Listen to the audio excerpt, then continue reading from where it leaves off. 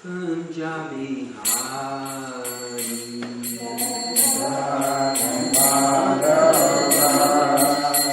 Kunjabi Hari Gopi Janabala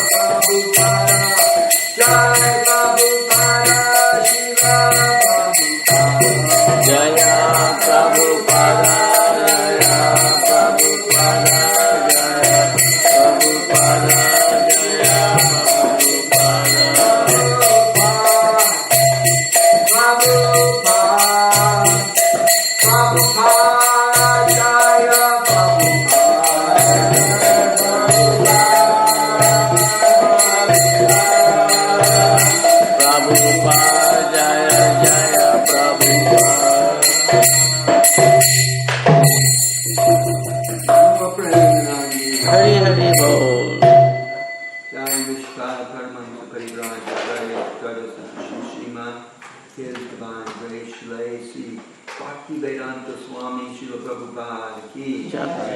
ISKCON BBT founder Acharya Srila Prabhupada Ki Jai. Gaur Premanandi. All glory to the assembled Lord. Hare Krishna. All glory to the assembled Lord. Hare Krishna. All glory to the assembled Lord. Hare Krishna. Grantaraj Srimad Bhagavatam Ki Jai. All glory to the lotus feet of Shri Shri Guru and Gauranga.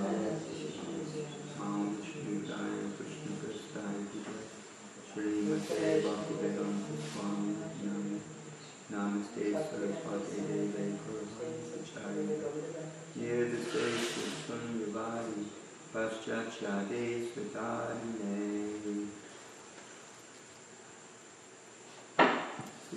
Reading from the chapter 16.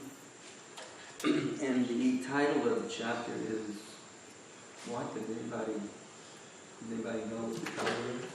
How Parikshit received the age of Kali. How Parikshit received the age of Kali. The age of Kali. Okay, text number 2 today. Okay, it's on the board, so please repeat. Sa Utrasya Tanayam Sarutrasya Tanayam Sa Utrasya Tanayam Upayema Iravatim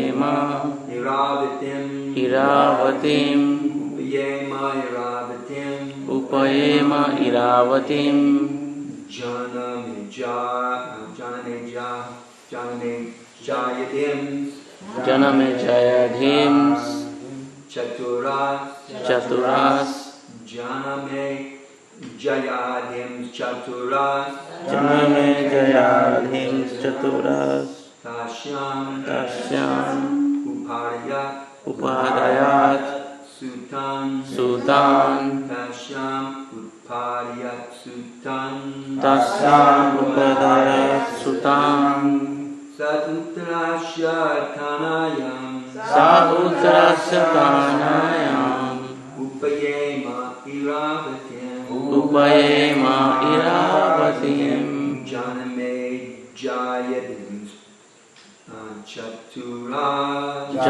Jayadhims Chaturas Dashyam Upadayat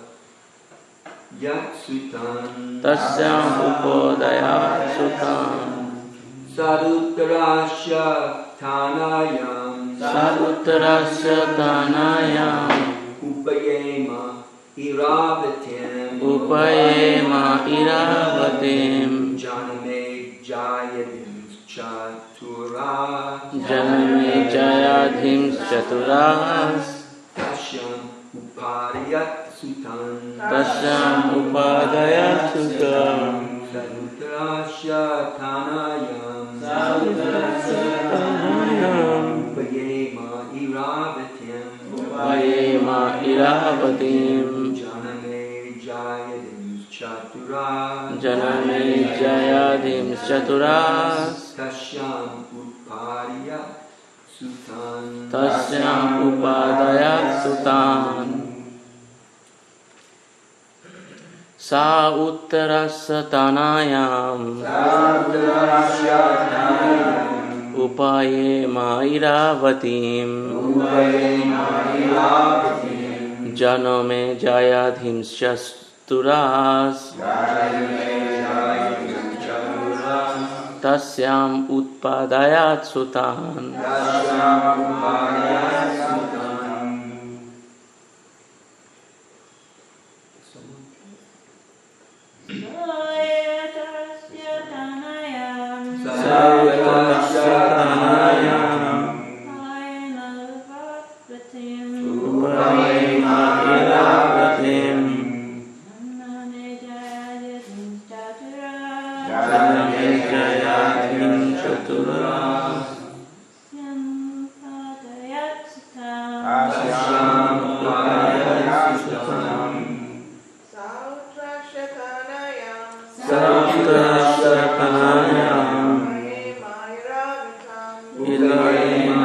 Iravatim Janame Jayadin Chaturas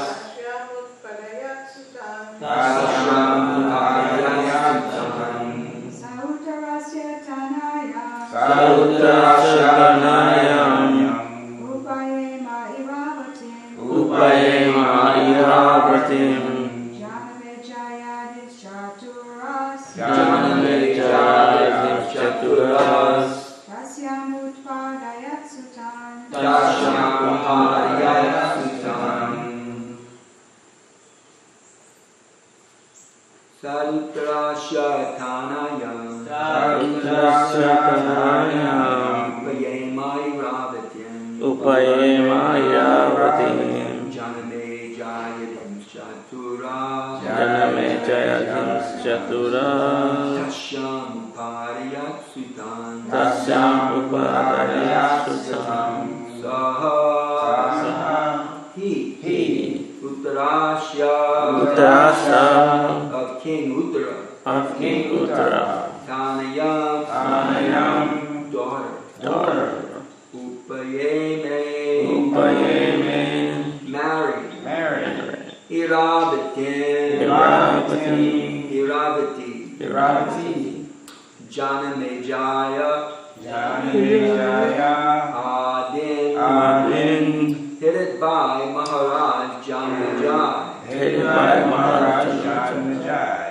Chaturaha four Tasyam in her Upadayat begot Sutan sons. Translation: King Parikshit married the daughter of King Uttara and begot 4 sons headed by Maharaj Janmejai. Please repeat. King Parikshit married the daughter of King Uttara. King Parikshit married the daughter of King Uttara And begot 4 sons. Headed by Maharaj Janmejai. Purport by Srila Prabhupada. Jai Srila Prabhupada. Maharaj Uttara was the son of Virata and maternal uncle of Maharaj Parikshit. Iravati, being the daughter of Maharaj Uttara, was the cousin sister of Maharaj Parikshit. But cousin brothers and sisters were allowed to get married if they did not belong to the same gotra or family. In the Vedic system of marriage, the importance of the gotra or family was stressed. Arjuna married Subhadra, although she was his maternal cousin sister. Janmejai, one of the Rajarshi kings and the famous son of Maharaj Parikshit. His mother's name was Iravati, or according to some, Madravati. Maharaj Janmejai begot 2 sons of the name Gantanika and Sankukarna. He celebrated several sacrifices in the Kurukshetra pilgrimage site, and he had 3 younger brothers named Srutasena, Ugrasena, and Bhimasena II. He invaded Takshila, Achanta, and he decided to avenge the unlawful curse upon his great father, Maharaj Parikshit.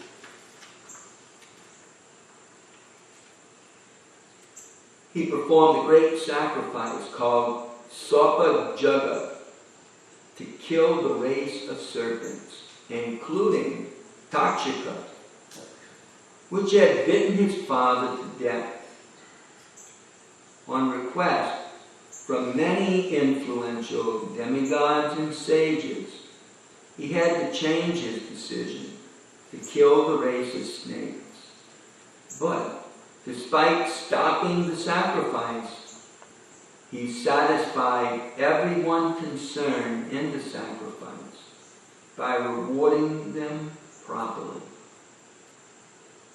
In the ceremony, Mahamuni Vyasadeva also was present, and he personally narrated the history of the battle of Kurukshetra before the king.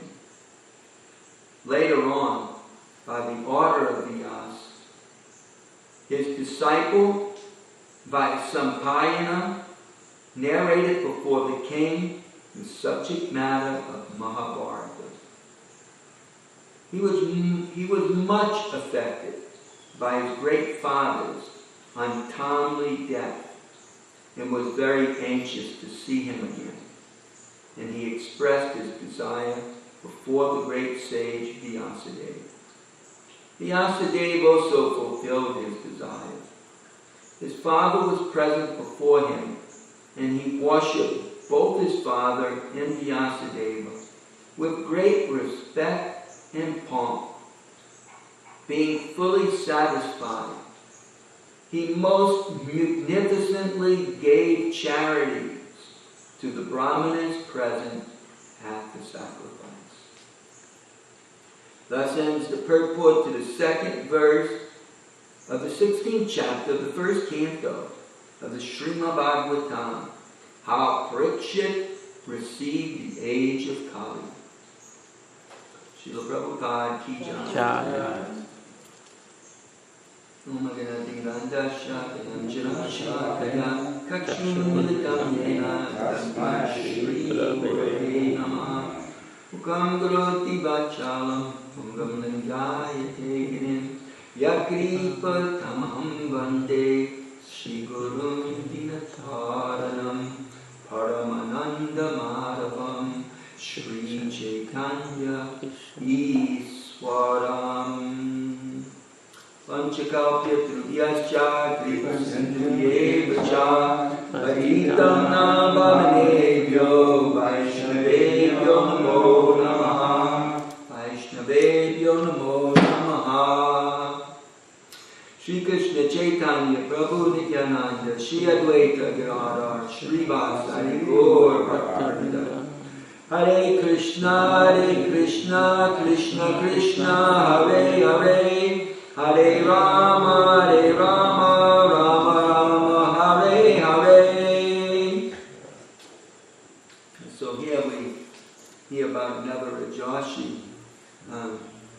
First of all, they were powerful Kshatriyas.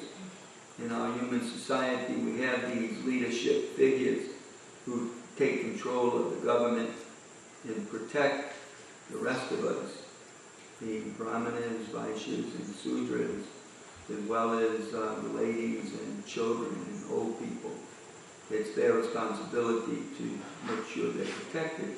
So they have to have some Shakti, and just as Devas had Shakti, they first of all they have unique bodily characteristics. They don't generally blink, and they never touch the ground, and they're always handsome and well built and exhibit many of the various bodily features that only great persons have, such as long, elegant arms that reach their knees, and generally a short, thick neck with maybe 3 lines like a conch shell, and a nicely formed nose and high forehead and lovely hair.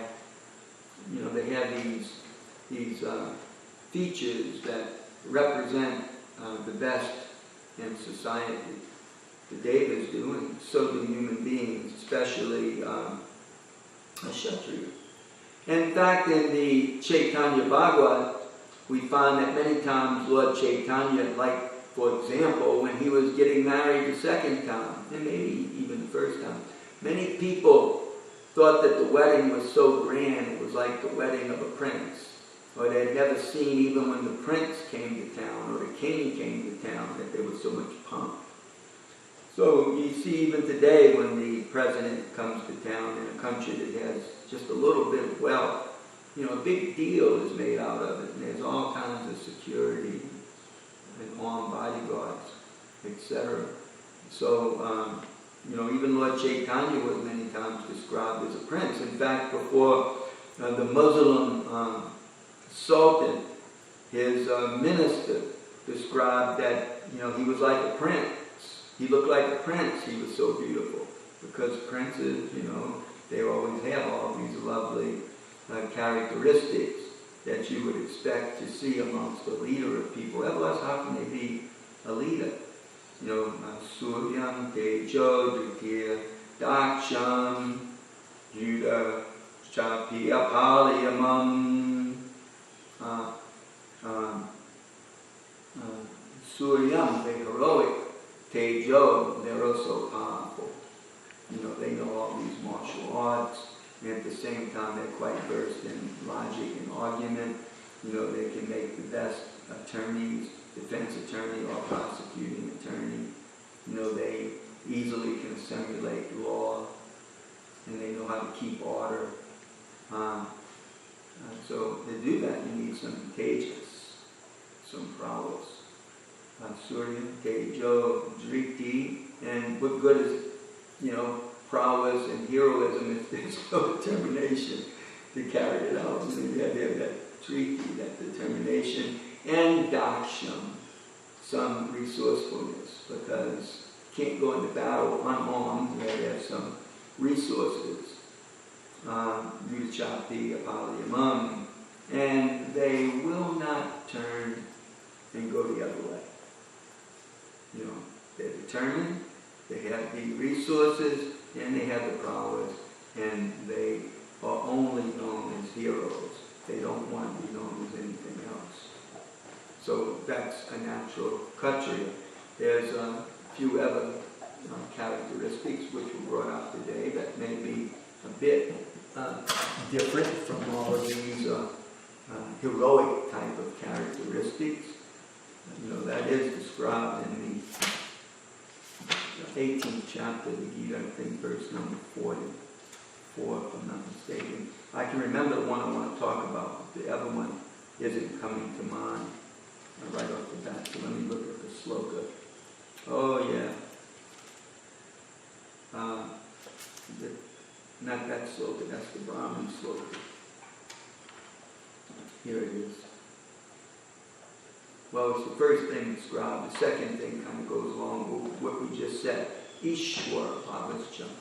They're naturally influential, natural leaders. But the other thing is unique, and it was brought out in today's verse. It's very important.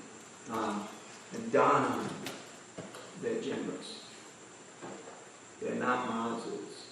Otherwise, it would be hard to lead if you had all this Shakti and you were a maza. How can you take care of, how can you protect all those other people unless you're generous? So here we see Maharaj in Janama Jai. He, he's very determined to do what he's doing, and he's going to. He feels, and I guess after some consultation, because he's got a lot of ministers, and after all, he's not going to do this yoga himself. It's going to be done by Brahmins. So he's arranged for this sacrifice to retaliate against the horrible, what he feels, crime committed upon his father. That there was a hit. A person was paid to take out his father, and paid by a Brahmin. Or the Brahmin was paid. Let me think. How'd that go? Somebody had the cure, and somebody bought the cure from him. Yeah, the Brahmins could have cured it, but they paid off the Brahmins not to do it. And the snake was, why was the snake why was the snake wanting to kill Parikshit? There was some reason to talk about it. He had a thing against Arjuna. Right, because he had, Arjuna had, killed his mother, I think, in that fire. and they burned the conduit of fire. Yeah, and a lot of his relatives. And so Taksha had a thing about Arjuna. I mean, Arjuna had defeated him definitely once, but maybe even a couple of times Arjuna had defeated him. And so, he took the revenge on, because Arjuna had already left the world. Arjuna, he could never really get back to Arjuna. I mean, snakes do have a sort of vengeance. They don't, as humans, we are taught in all religious systems, not to be vengeful. We have to learn, how can you be forgiven if you hold a vengeance? How can we ever resolve the Palestinian Jewish dilemma if there's no forgiveness and only vengeance? Which, vengeance exists today, but we have to try to get to a point of forgiveness. So Tataksha couldn't give that up, being in the snake body. And so, since he couldn't get to Arjuna, and Arjuna's son had died in the battle of Kurukshetra. All of his sons. It was his grandson that ended up, getting, and it was brought on by a Brahmin. Brahmin had cursed Arjuna to be bitten by a snake. And Tataksha was very happy to fulfill that role. So, Maharaj Janmejai, he felt it was criminal, murderous that this had been done, and he didn't want to prosecute the Brahmana. It was actually a powerful Brahmin. He took the bribe, quite a lot of riches, and he just left the assembly. And so therefore, he couldn't be called upon, because if you're there and people call upon you, it's like a doctor. If you're there and someone's dying, even if you don't like him, you're obligated, or your license will be taken away.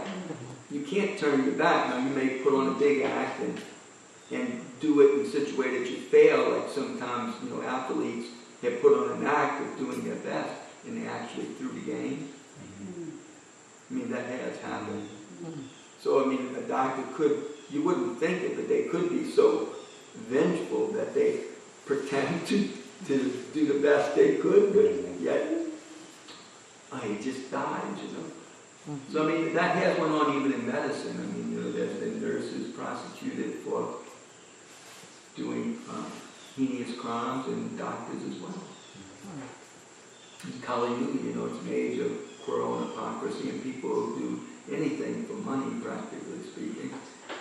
And what to speak of, there's certainly other reasons, such as vengeance. So Maharaj Janmejai, he arranged for this sacrifice to kill not only Takshika, but he figures since Parikshit was the most valuable person in human society, he was the emperor, he was protecting everyone else. That, the race of snakes must go. It's a very powerful race. Krishna says among serpents, I am Vasuki. When Bhima was thrown into the river, after being poisoned by Duryodhana, he was taken by the snake race. At first they bit him, and that acted as a, what do they call that? Antidote. An antidote against the poison Duryodhana had administered him. And then when he met, they took him, after becoming free from the poison, he fought with those serpents who ended up surrendering and taking him to their king, Vasuki. And Vasuki rewarded Bhima with nectar that gave him the strength of 10,000 elephants. He was already strong, but by taking this nectar, he became as powerful as 10,000 elephants. That's pretty powerful because, some of these big machines we see, they're driven by 1,000, 2,000, 5,000 horsepower, but, 10,000 elephant power. It's pretty powerful, very powerful. So, the serpent race is a very strong race, and, in the celestial realms, not on earth, but in even lower celestial planets or higher celestial planets, they possess powers to change form and various other mystical abilities and strength. So, he was actually successfully carrying out his yoga to the extent that the devas and sages appealed to him that, you can't destroy a whole universal race. It's sort of genocide, we would see it as. But he's simply administering punishment as a king. But, wasn't that they sent somebody to arrest him and then took him to court, to Yamaraj, because of performing war crimes. Of genocide against the snake race. They didn't do that. Now maybe they would have if he wouldn't have listened. But they appealed to him diplomatically as universal leaders. After all, he's just a Kshatriya king in human society. So when the devas come to you, then they're representing the universal government, and the sages are Brahmins or ministers to both humans and devas alike. And so they all appeal to him, please stop this. And, he does it.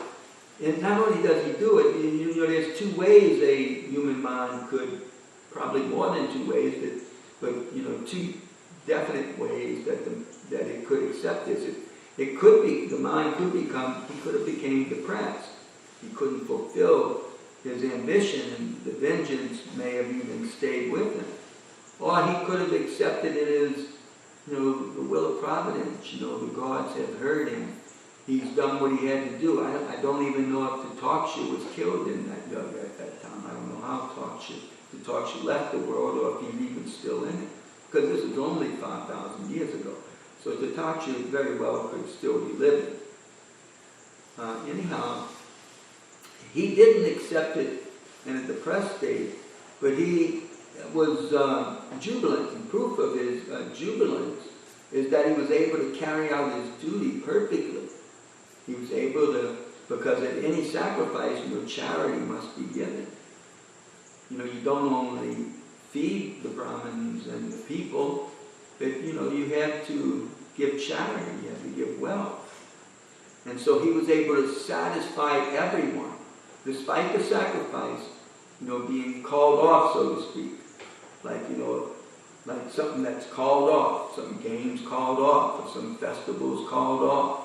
Something's called off. And this one won't be rebooked. So he wasn't depressed, but despite it being called off, he satisfied everybody completely. That means, it means he's emptying his treasury to some extent. It means he's taking his resources and he's utilizing them to satisfy everyone, especially the Brahmins. Brahmins were given charity. They are allowed to collect charity. That's how they are able to give charity. They're almost like a government agency in one sense, in the sense that the king who is receiving all the taxes will give ample charity to Brahmins, may even give them villages and so many cows. But then the Brahmins can disperse charity. They can give so much charity to others. They can arrange in a village for so many people to have so many cows, so much land. They can give it even to a Vaishya to run and make productive. And while they go about their business, not being attached to this world, they can continue to collect their meager alms on a daily basis, eat some rice and vegetables, and go about studying and preparing themselves and others for the big events in life. Worshipping and glorifying the absolute truth, especially the Supreme Personality of Godhead, and preparing for the change of body. They don't become depressed over these things, because in this world things are born, and we see that. It's very obvious. And then they grow, and that's when the illusion starts from the very beginning. But especially when we're growing, because we're very absorbed in our youth, and you tend to fall into that maya of thinking how wonderful and beautiful things are in the creation. So they grow, and then when they start to rejuvenate or reproduce, and create progeny, then the illusion even becomes all that more powerful.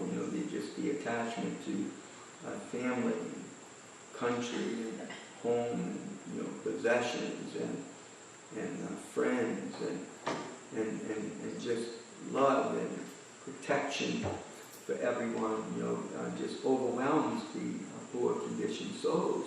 So it takes, powerful brahmanas, powerful ministers, educators that can actually wash away that illusion, but give people a positive perspective, not just a negative one of the world being just an illusion. And it's very depressing that people become attached to this world of death. And we should all simply be very stoic and tolerate our short time here, and by the power of our tolerance and stoicism, be able to transfer ourselves to the Brahman or someplace where everyone's thinking. No, we have there's actually a more positive, a more beautiful perspective. And as the cells change in the body and we start to grow old, because inside, if you took a picture, people may say, oh, it's just bones and flesh and blood, and it is. And if you take away the skin and you see it like that, oh, it looks maybe horrific. But from a Neva perspective, like a microbiologist, he may see it as a whole fantastic world. I mean, sometimes they show pictures of this, very little world within everyone's body and within, the subatomic life of every element. And it can look pretty fantastic. I mean, just traveling up the arteries and seeing the corpuscles, and it can look fantastic. I mean, the colors and the dynamics of it all and how it's working, and I mean it can look really nice, especially when it's all flowing and full of life. But as the cells change and they start not able to rejuvenate and they grow old and we enter into old age, then it looks like the wilted flower, or the plant that's just an annual and it's dying, or a perennial when it's just grown old, like that tree sitting out front there. I mean, it's had it, that little thin tree that's only got one branch, a little branch with a few leaves on it, and the rest of it's practically dead.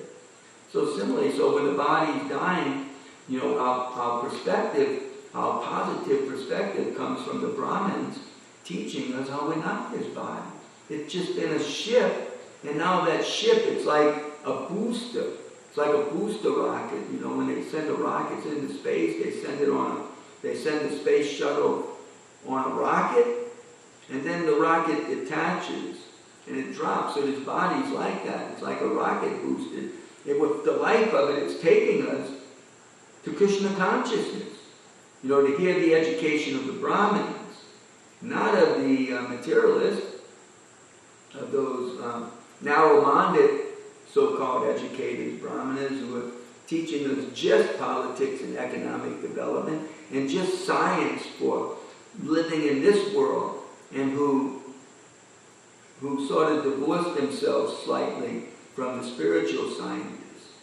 They really do divorce themselves. In fact, many of them are quite inimical in one sense with their words. Actually considering spiritual scientists to just be people possessed of blind faith and ignorance to the world around them. I mean, there's many of them like that. But they're actually fools because they have no knowledge of life beyond this body. So the body is like that rocket booster. So when it's growing old, it's just become detached from the soul. And it's the soul, it's the person that's really beautiful. And that beautiful person never has cells that grow old, that have to rejuvenate and grow old. that somehow ever in the spiritual world of Satchidananda, nothing ever grows old, or it never has to change. It doesn't have to rejuvenate. Or if it does, it happens, beyond our ability to perceive. But as far as we know, that spiritual energy, it's just what we know as Sat, or eternal. And it's hard to wrap our brain around it, just using our mundane brain, because it doesn't have no beginning and no end. It always is. Whereas our experiences, everything has beginning and end. We become conditioned to our experience. But our self, our soul, has no beginning and end. It always was and always will be. And now we're detaching from this body, and all is very beautiful. I mean, we live for that, don't we? I mean, we as Brahmins or devotees, we're living for those moments. I mean, we work hard in this world. But like everyone, as your body no longer can do the things it used to do, and even Srila Prabhupada had to call off the ball game, so to speak. He had to call off the ministry. I mean, of course, he turned it over. Everything he had accomplished, he turned over. And he tried to make a comeback. And, in his field of work. But ultimately, he had to lay on his deathbed and do what he could from there. And eventually, say his last words. So all of it is, prepare for that. It's the time where, everything that I've done is now tested. And, I'm moving on, to the next grade, so to speak, It's like a jubilant student. He doesn't want to repeat. But, you have some anxiousness about, I'm moving on. It's going to be dynamic. You're interested in your future. So the devotee, he actually has, it's all beautiful because that's our future. And, we've done our deal here. And we're moving on now. So in that way, old age for the devotees, it's not just trying to act like young people. I mean, that's what a lot of people do in the world. Everything they couldn't do when they're young, now they try to do. And many of them, it just doesn't happen. You get your retirement, and 2 years later, you're gone. They get that big thing, and they travel, that big thing to live in, and they travel around, and they go around the world, depending on how much money they got. And sometimes all that money's taken away, and it's just depressing. You have to live at home again in a house with just a TV, or whatever kind of thing you use to see things. So, but for the devotee, I mean, it's the future, We're doing what we can in our last age. Maybe one has the time to finally write some poetry. Or, you see, people, despite their faults, I mean, I know they got a lot of faults. And, some people may have a lot of faults. But then you see in their last days, they take the time to write something. And you may think, oh, what can that guy write, But then you may pick it up, you may say, hey, it's pretty good, I didn't think that he couldn't do this good, So, it's wonderful, the devotees, devotees' life, living the life, of performing, active Krishna conscious service is wonderful. And then as we dwindle and we hone it down to what we can do and how nice we can do it. And, until, at the end when we get to actually pass the grade. We don't become un-Krishna conscious, but we become Krishna conscious. Just like Kshatriyas, they were so well trained that they were not afraid to die, and battle meant somebody was going to die, and they had to be prepared to do that on a daily basis. And so when they go out to fight, they're willing to give up their life in that fight. I mean, that's what is meant when they say atonement. That they're ready to give up their life, and they don't have any qualms about it, any disappointments. I mean, they're prepared to leave their families, to carry out this hard, this most important duty in human society. They're prepared to do that. And Prabhupada would quote about, what do you call them, Gurukas, or those Nepali people? Gorkhas. Gorkhas. Nepal. That's how you pronounce it? Gorkhas. Gorkha. Yeah, so they would die biting their lips, Kshatriya kings. You know, they would die biting their lips. They would never, let the opposite party get the best of them. You know, even Abhimanyu, you know, they would smile in battle despite losing. You know, they were so well trained, they were not afraid of death. So similarly, the true Brahmin is not afraid of death. It's the time for, going to our next life. Maybe sometimes when things come untimely, there may be some disappointment.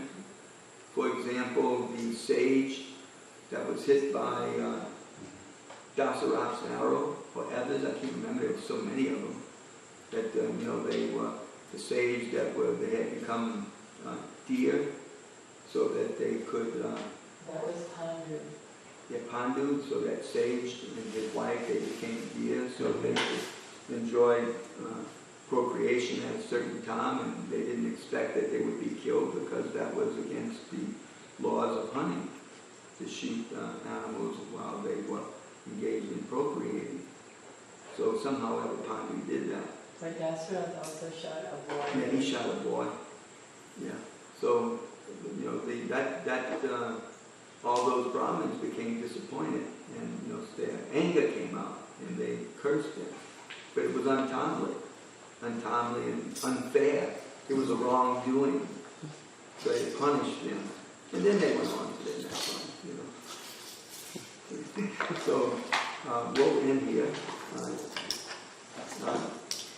Since you were talking about the Gorkhas, Prabhu, I heard my Guru Maharaj tell a story that not so long ago, like maybe in the 1800s, the British couldn't defeat them if they were, defending their place. They're mostly from Nepal, and so they hired them. They cut a deal with them to fight for them eventually.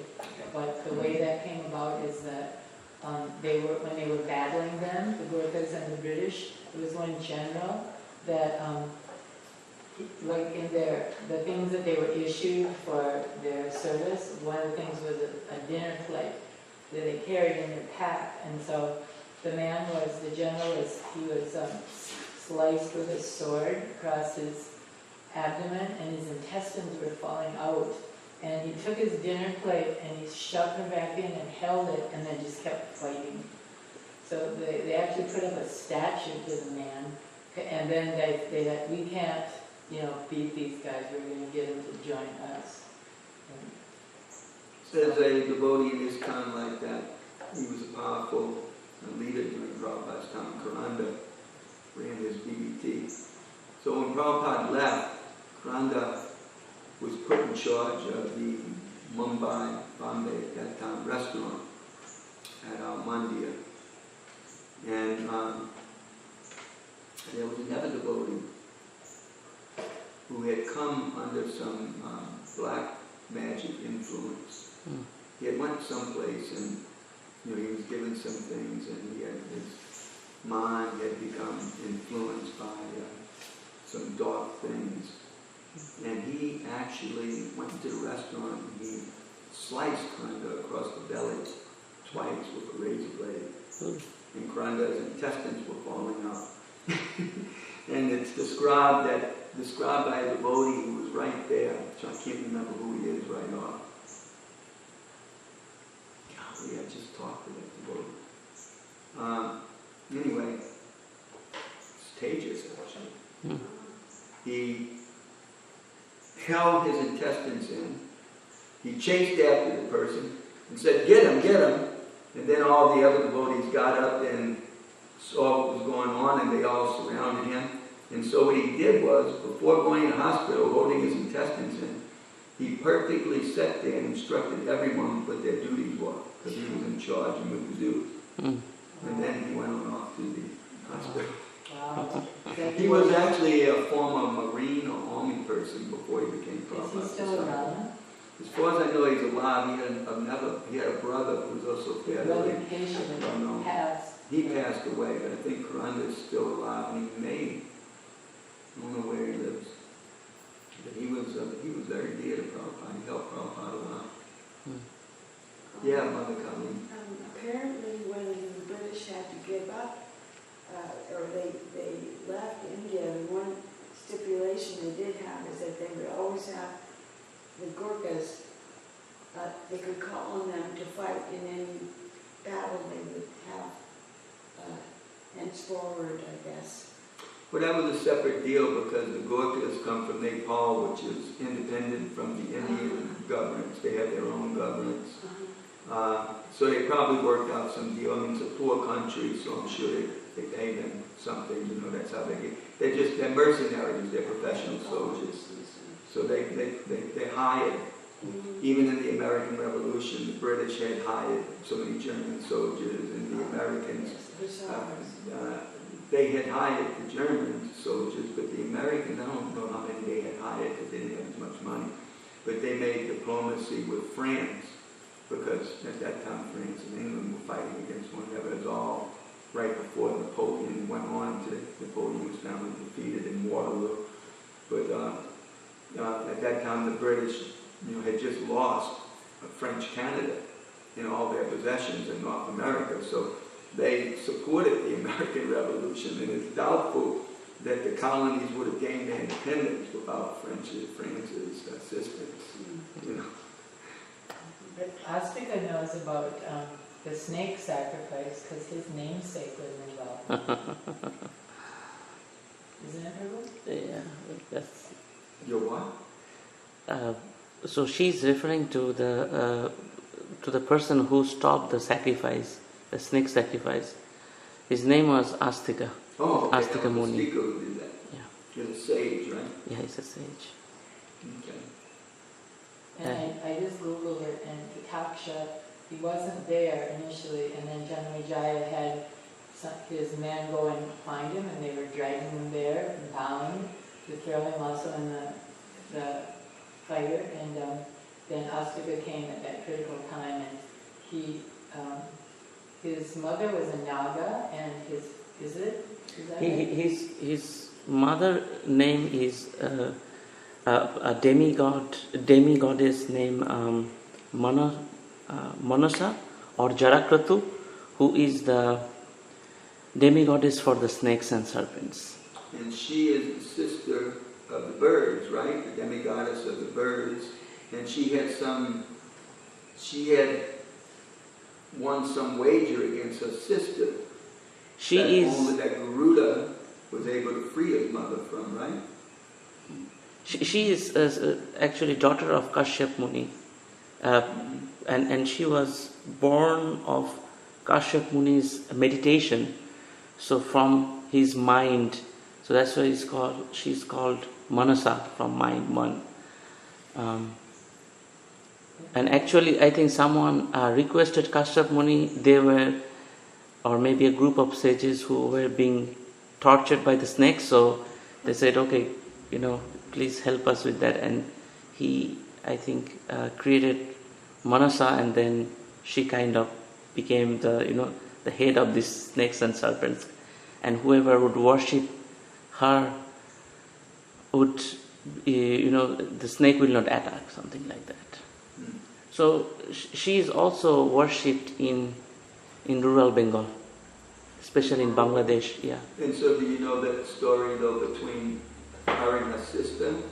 No, I don't know about that story. I know that she has a sister, and she had some wage where the sister had to be a servant or something. That's is that her? That's Vinata is one of them, and one was the mother of the birds, like Arun and Garuda, and then the other was the mother of the snakes, but maybe it was her.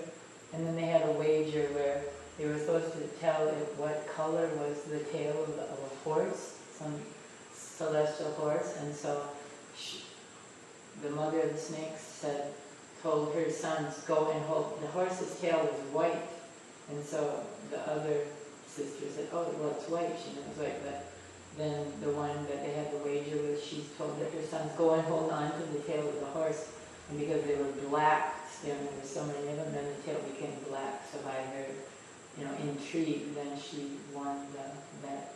But I don't know. We'll have And to the sister had to Yeah, I also heard something like that. I can remember the story. Garuda, that to become free from this servitude, Garuda had to perform some fantastic events and steal nectar from the devas, which they had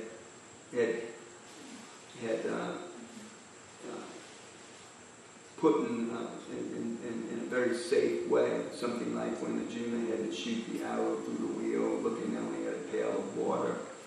So, they had this nectar hidden in such a way that it would be very difficult for anyone to get it. But Garuda was able to do that and take the nectar from the devas and free his mother from that servitude to her sister. Okay, anything else? Srila Prabhupada, Ki Jai.